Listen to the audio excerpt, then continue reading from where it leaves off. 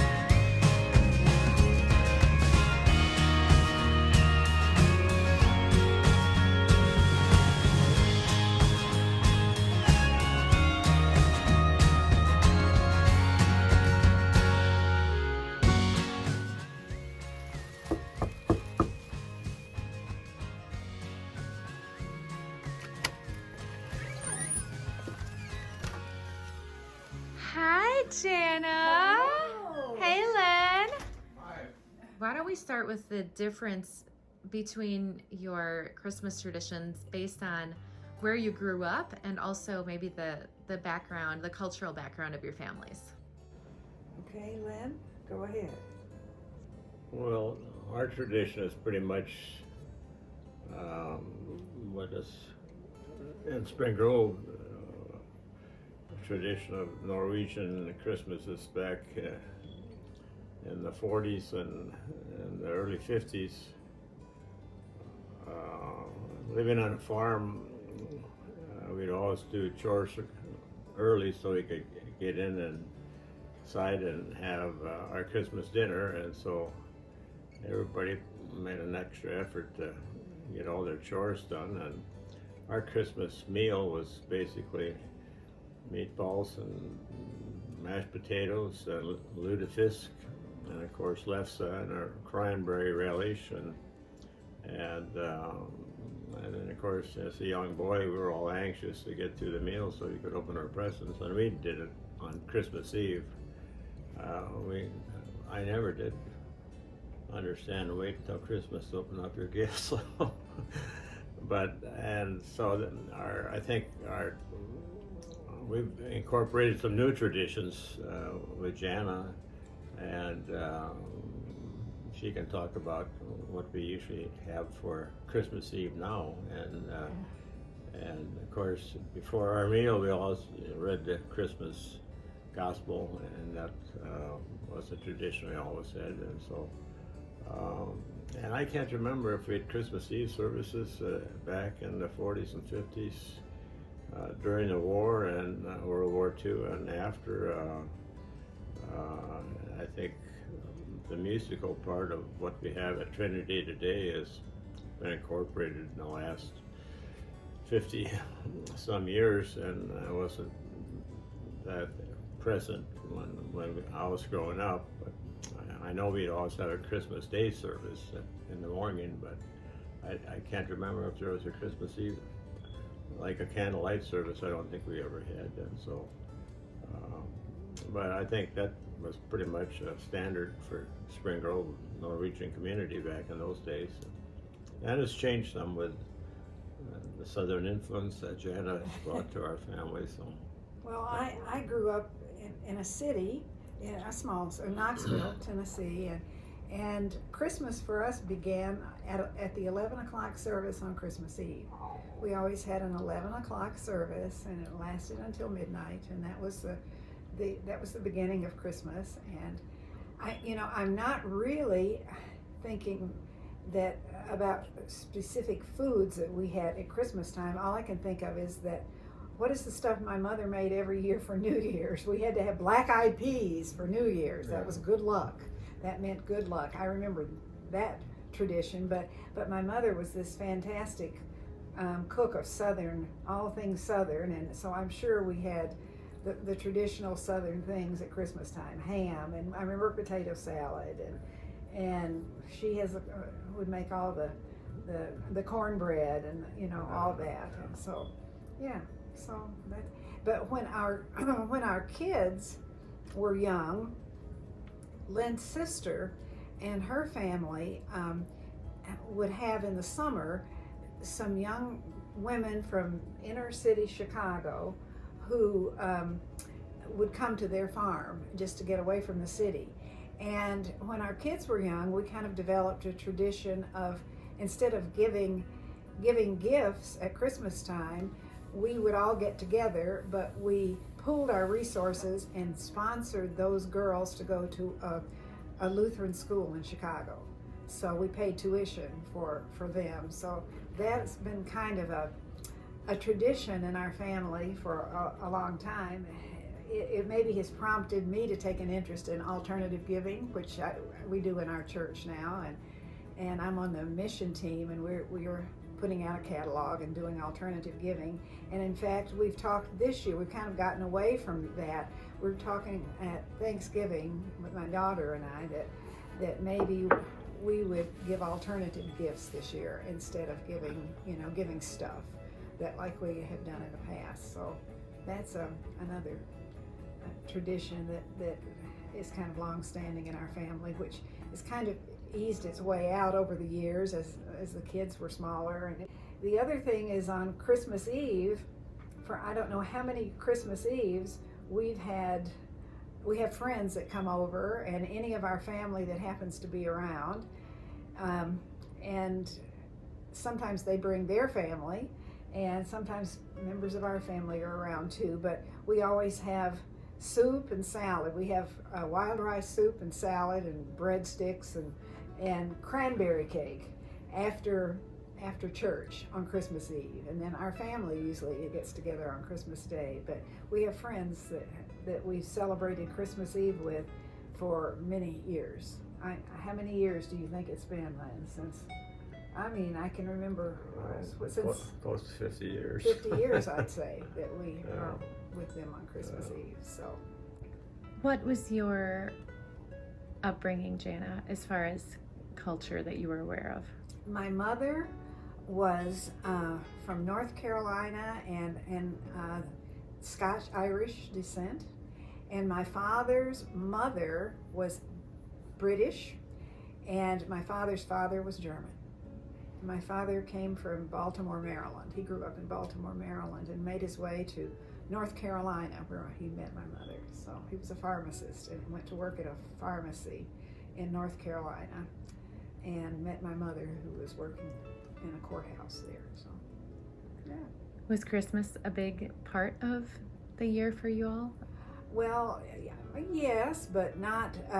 It wasn't a time when we got together with a lot of family, because my dad's family was from Maryland, my mother's family was still in North Carolina, and so we were just kind of, just our family. So, that not that I remember great big family gatherings or anything like that. And I was an only child besides, so yeah. What do you think makes Spring Grove area special during Advent and Christmas? Oh,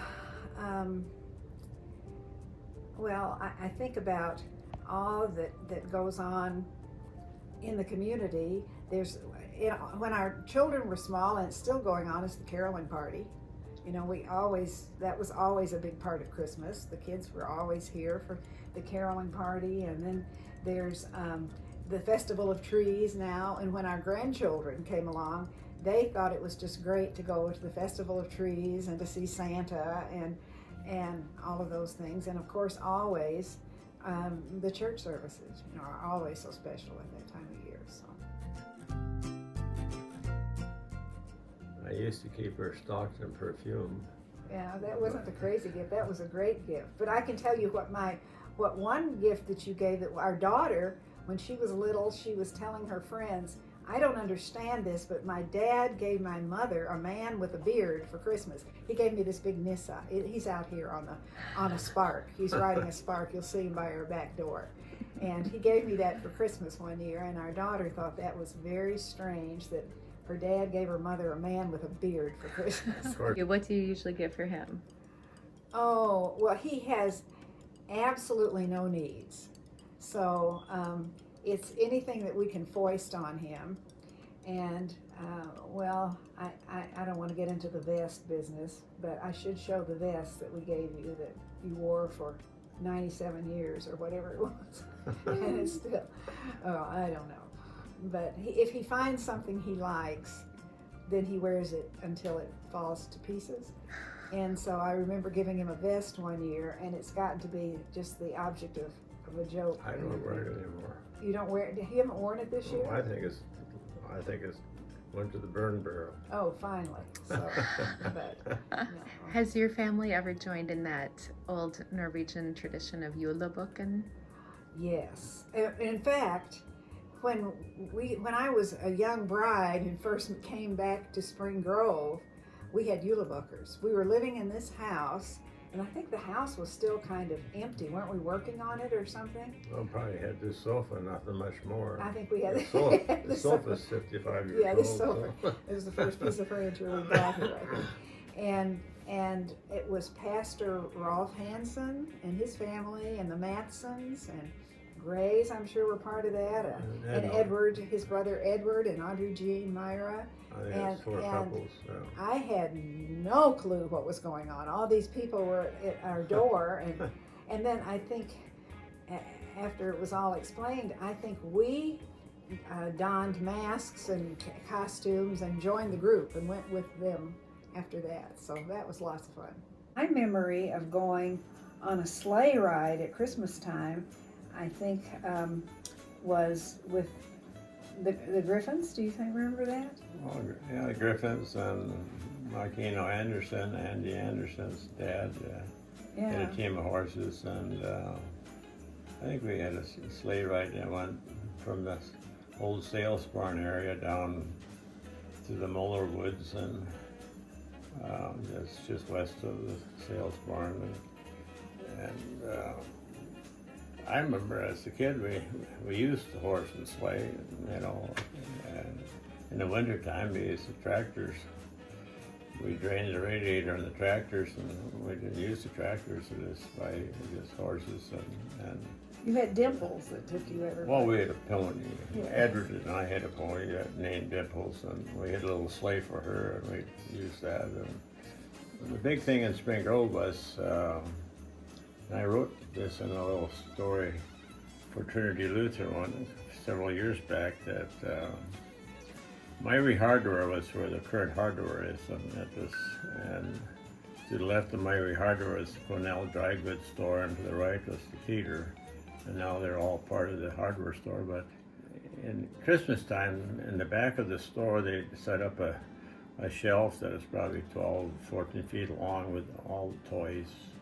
And when the word got out that the toys were up at Myrah Hardware, I mean, we didn't have cell phones, and but the word spread like wildfire, and all the boys and girls would go walk around this display of toys and practically put their name on what they wanted.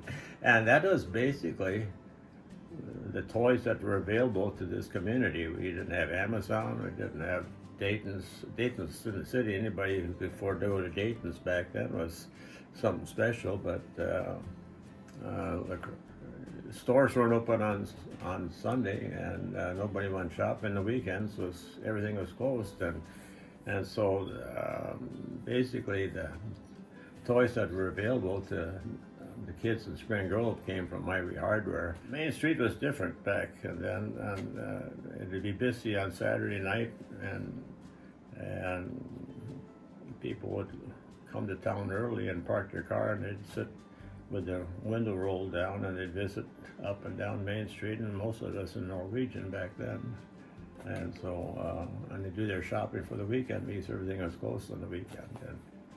And rationing was during the war. During the Christmas time, we couldn't get to La Crosse to see our grandparents because gas was rationed, peanut butter was rationed, shoes were rationed, and you had to have stamps to buy all that stuff. And we get encouraged to go shopping when it comes Christmas to get the economy going. It was a different time. It was a slower time, and then the 50s came and they were kind of peaceful, and so and then gradually things got to be more consumer oriented, consumer driven, and shop till you drop. So the simple times were something to look back on, I think, and a more simpler time, and probably need a little bit of that today too. Like Charlie Brown said, Christmas was run by an Eastern syndicate, so I don't know if that's true or not.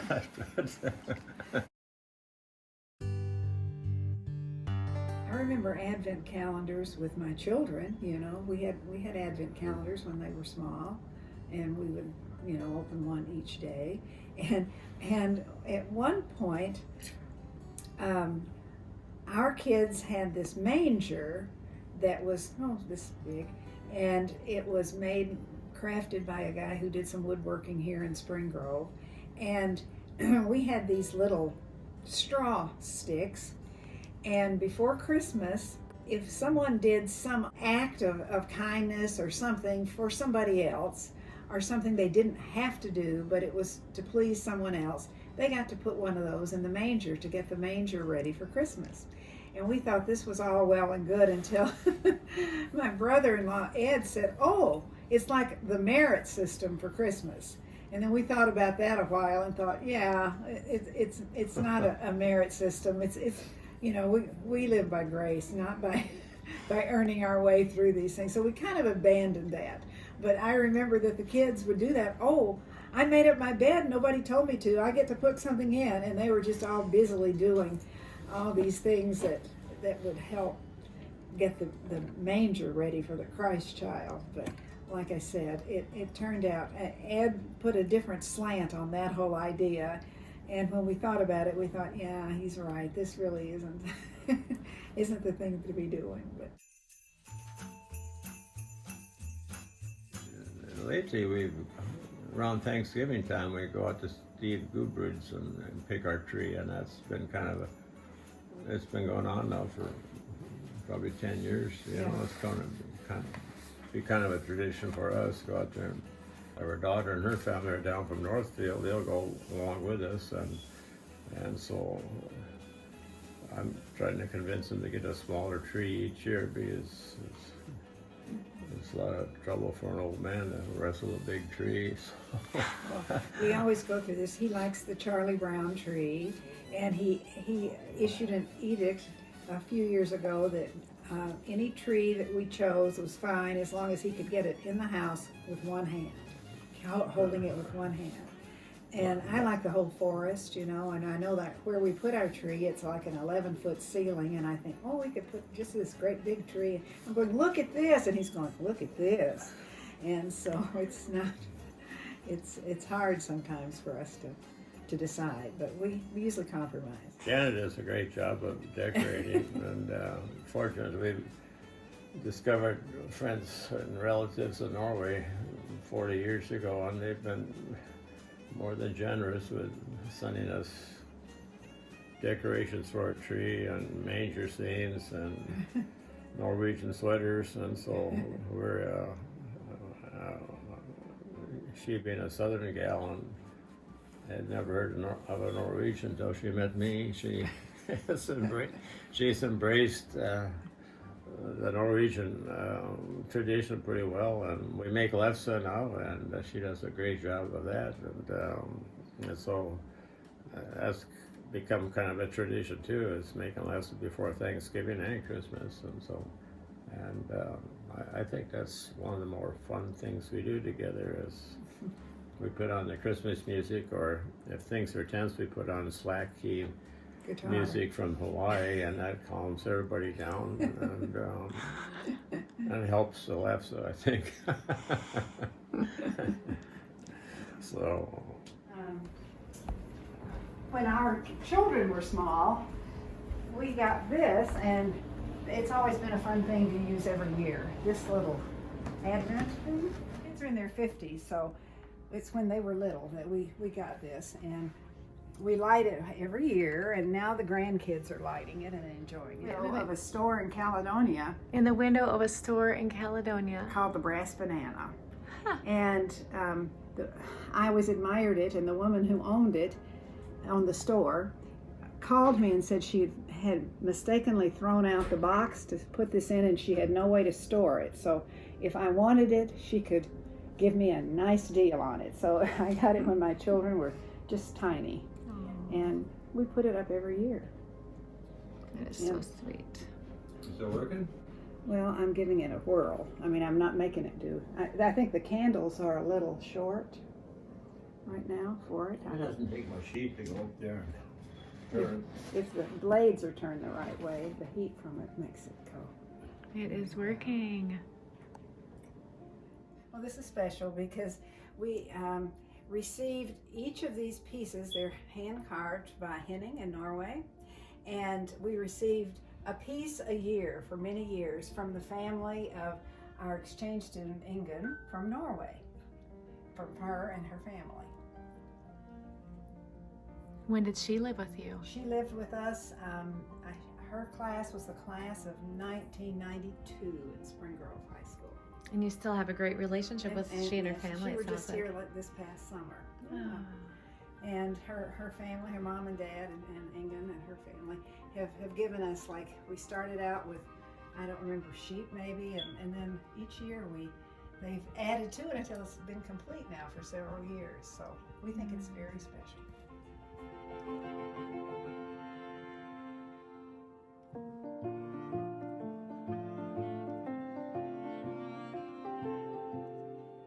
Our daughter actually brought this. I think this belongs to her, but she left it here for us to enjoy. And she brought this from the Holy Land when she did a semester abroad in college. So, yeah, we put it out every year at Christmas. It's my father. That was his Bible.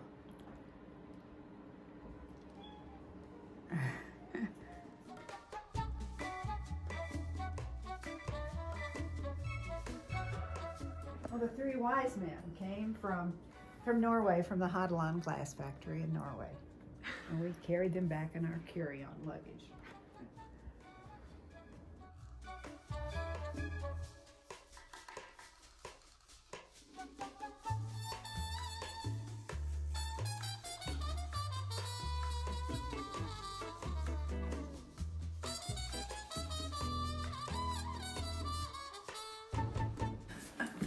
Are those from Giants? They came from Giants of the Earth. I saw those hanging at Giants this year and added those to the kitchen stuff.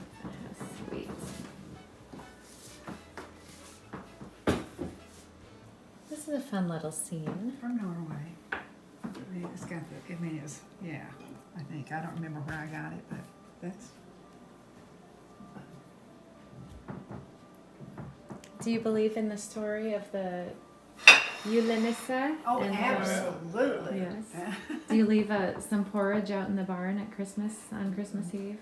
Well, not really, but he does something special for growing up, I remember we always give the cattle just a little extra feed on Christmas Eve.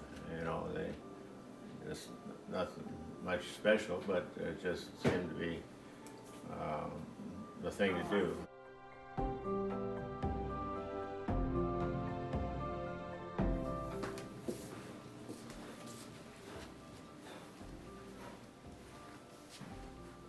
You can see up here all the Norwegian carvings from Henning, and in fact Henning is his studio is just stone's throw from some of our Norwegian relatives in Toten, and my children would have to tell me who belongs to what, those up there, but I'd usually buy it, so someday they'll take them and put them in their own home.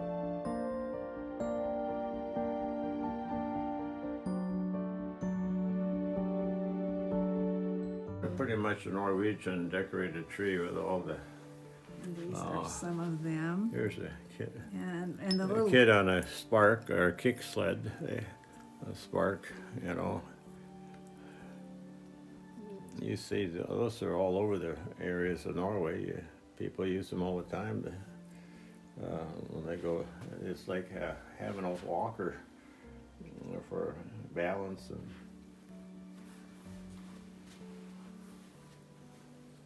These little hearts, I love hearts, and the little hearts were made by Lasse Ingun, our exchange student, our Norwegian daughter, we call her. Her son made the little hearts that are. You see them all around. There's some up there. There's felted hearts.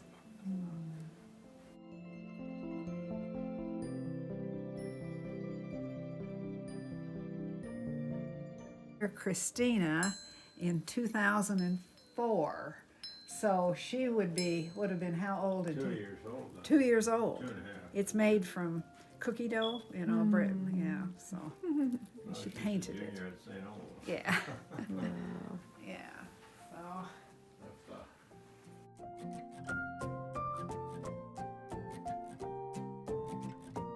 And one of our relatives in Norway is a pretty witty guy, and when we went to Norway, we brought a spark home with us. We thought it would be so fun to have a spark, and so we got it all boxed up and we shipped it through with our luggage coming home from Norway, and he quipped that we came with a bang and we leave with a spark.